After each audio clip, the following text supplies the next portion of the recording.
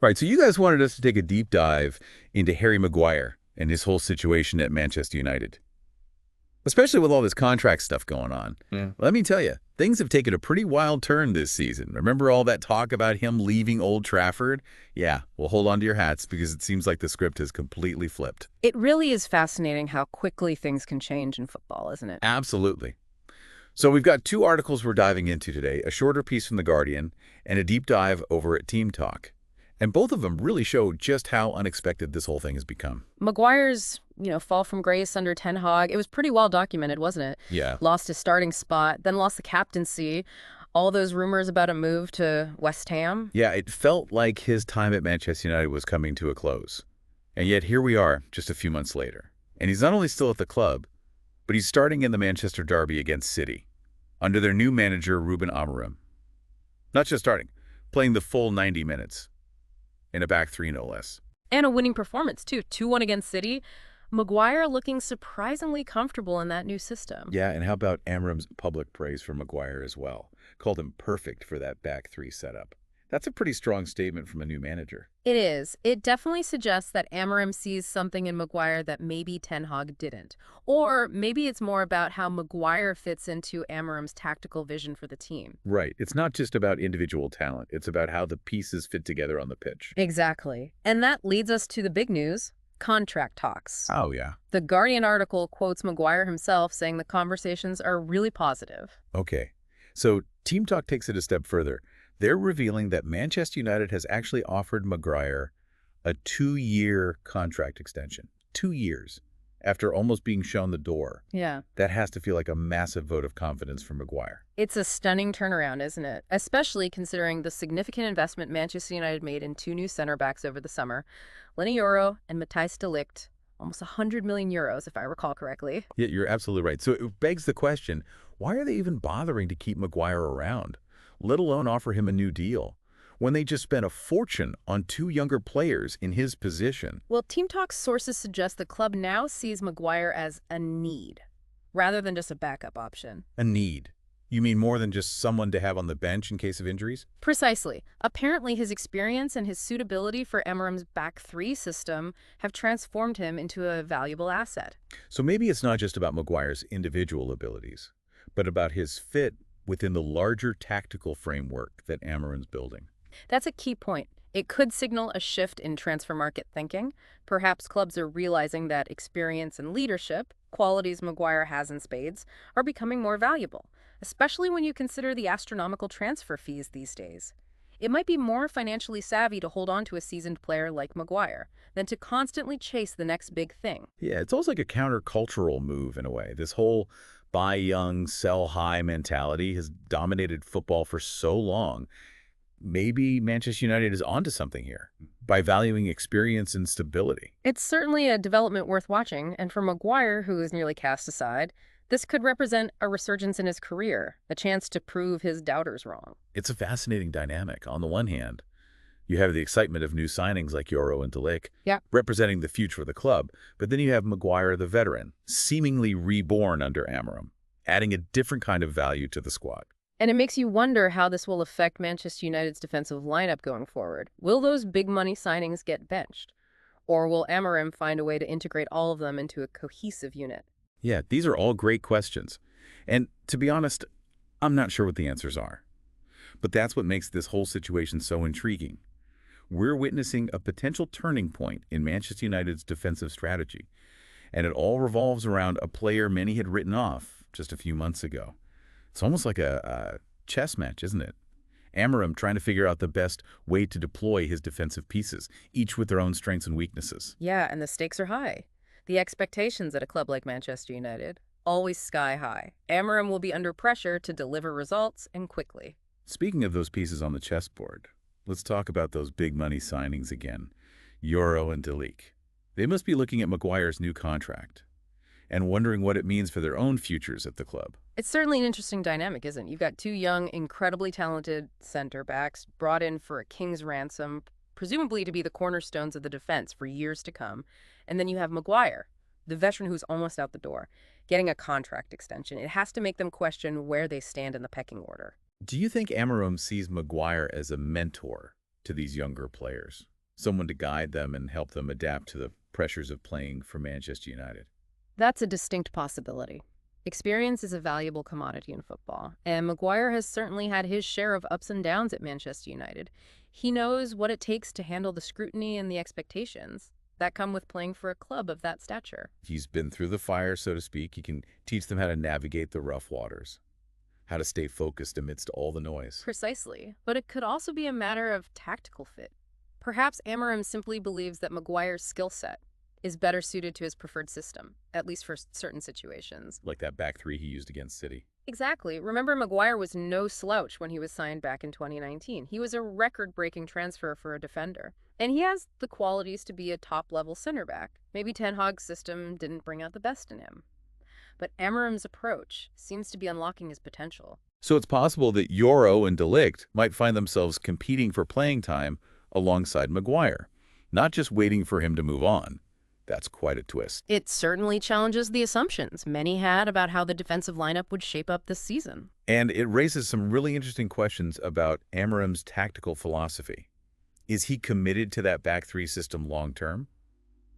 Or is he simply adapting to the players he has available? If he sticks with the back three, then Maguire's experience and comfort in that system make him a crucial asset. But what if Amorim decides to switch things up? To go back to a more traditional four at the back formation? Where does Maguire fit in then?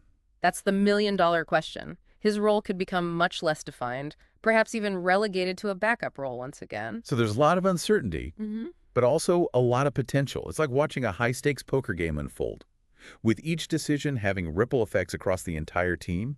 And that's what makes this whole situation so captivating. We're seeing a major shakeup in Manchester United's defensive setup happening in real time, and Maguire's resurgence is right at the heart of it.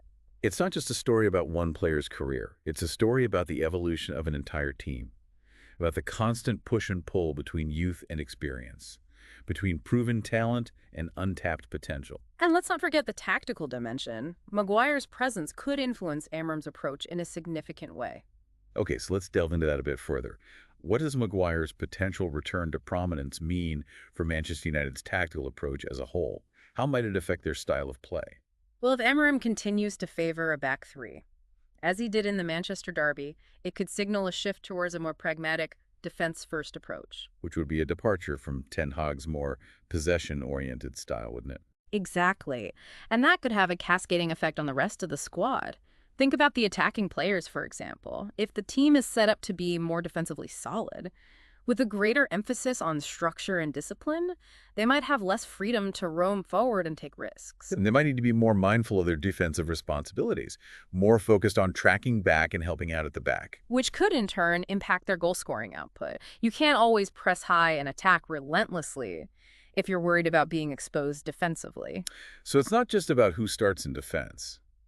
Maguire's presence, his style of play, could ripple through the entire team, influencing how they attack, how they defend, how they approach the game as a whole.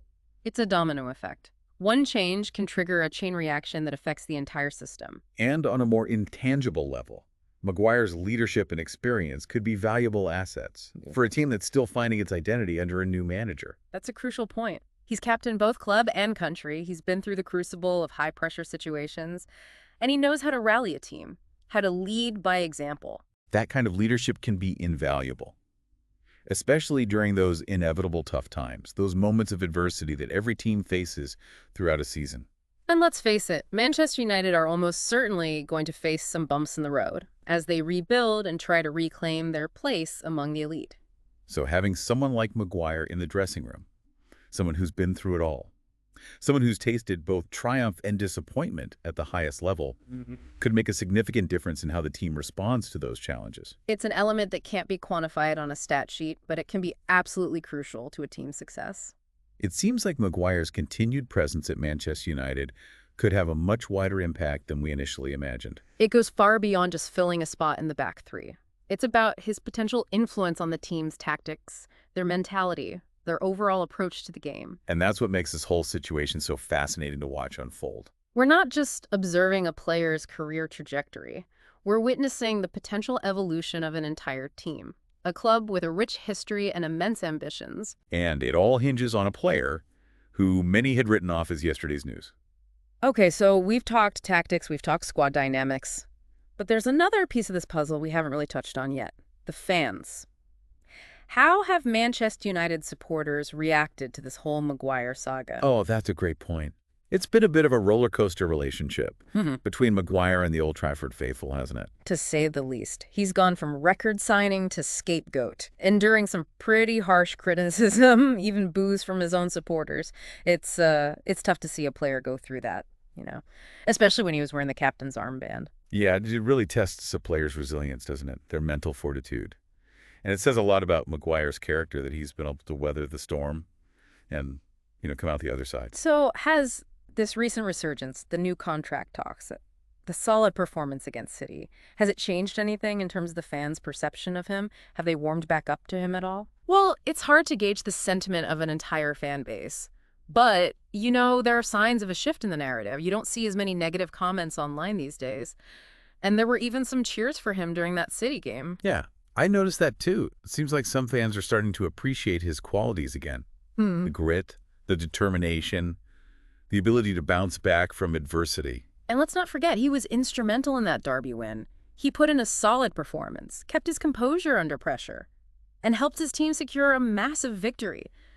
Those kinds of performances tend to win over even the most skeptical fans. Actions speak louder than words, right? Yeah. Maybe some fans are realizing they were a bit too quick to judge him, that they might have written him off prematurely. Of course, there will always be those who remain unconvinced, those who haven't fully forgiven past mistakes, and that's understandable. Trust takes time to rebuild, both on and off the pitch. Yeah, but if Maguire continues to perform well, to show that he's fully committed to the club and to Amorim's vision, then it's entirely possible that he could win back the hearts of even his harshest critics. It would be a remarkable turnaround, wouldn't it? From villain to hero. From outcast to fan favorite, it's the kind of redemption story that captures the imagination, that reminds us why we love this sport. It is. It's a testament to the power of perseverance, never giving up even when the odds are stacked against you. And it adds another layer of intrigue to this whole situation, doesn't it? Can Maguire complete his redemption arc? Can he silence the doubters and cement his place in Manchester United's history? Only time will tell. Yeah, it's a question that's going to keep us all on the edge of our seats for the rest of the season, that's for sure. One thing's for certain. Harry Maguire's story at Manchester United is far from over. It's a story that's still being written, full of twists and turns, with the potential for both triumph and heartbreak. And that is what makes it so compelling. It's a reminder that football is more than just tactics and formations, more than just wins and losses. It's about human stories, about the resilience of the human spirit, about the unpredictable nature of sport itself. Well said. I think we've reached the end of our deep dive into Harry Maguire's situation at Manchester United. We've covered a lot of ground, from his near exit to his contract talks, from tactical implications to fan reactions. It's been a fascinating journey. Absolutely. And I hope you, the listener, have gained some valuable insights along the way. Maybe you learned something new about Maguire, about Manchester United, about the ever-changing landscape of modern football. Or maybe this deep dive has simply sparked your curiosity, prompted you to ask your own questions, to delve deeper into the complexities of this beautiful game. Whatever your takeaway, we encourage you to keep exploring, to keep challenging assumptions, to keep seeking a deeper understanding of the sport we all love. And remember, sometimes the most unexpected twists and turns lead to the most captivating stories. Who knows what the next chapter holds for Harry Maguire? But one thing is for sure, we'll be watching closely, eager to see how it all unfolds. Until next time, keep diving deep.